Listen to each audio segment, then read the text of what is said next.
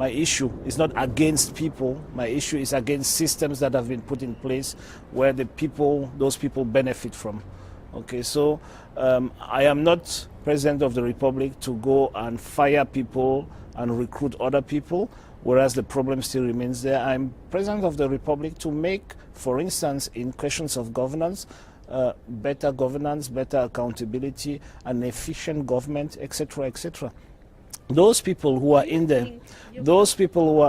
who can make that happen, will make that happen. People will be appointed to posts of responsibility, and they will need to deliver results. And I can tell you one thing: nobody is proud to be corrupt, and nobody wakes up one morning. No child is born corrupt.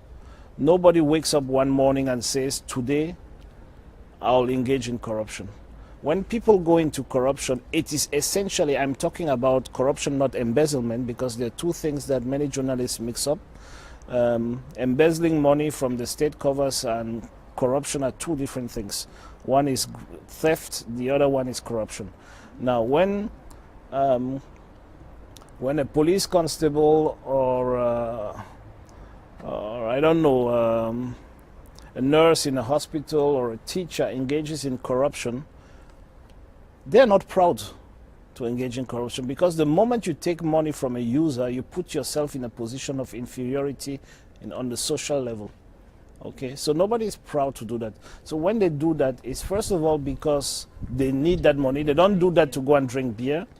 They do that essentially because they're in a state of precarity. And so as President of the Republic, you have to address the root causes. And the root causes start with that state of precarity, because we have a president today who is fighting against the la vie chère, how do you say it, is fighting against the cost of living, whereas I am coming to fight for a greater purchasing power. So there are two different approaches.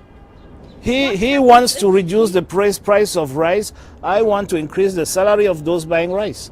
So there are two completely different approaches. Okay, so I believe that if you're fighting corruption, the first major battle should be providing, it's economical, providing living, acceptable and decent living standards to Cameroonians, providing decent jobs, etc., etc. Now, there are many mechanisms with which we can get there. They will be part of our political program that will come out between 15th and 20th August. But essentially, I am not a candidate sheriff. I am not a candidate judge.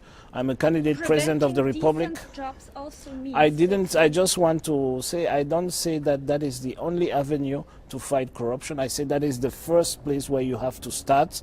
And then once people have a decent living, a decent salary, they have no excuse again to continue in corruption, because there are many corrupt people. But when you have 80% of the civil service that is corrupt, then you have a problem, a systemic problem, a fundamental problem. It's no longer a problem of deviance or a problem of attitude.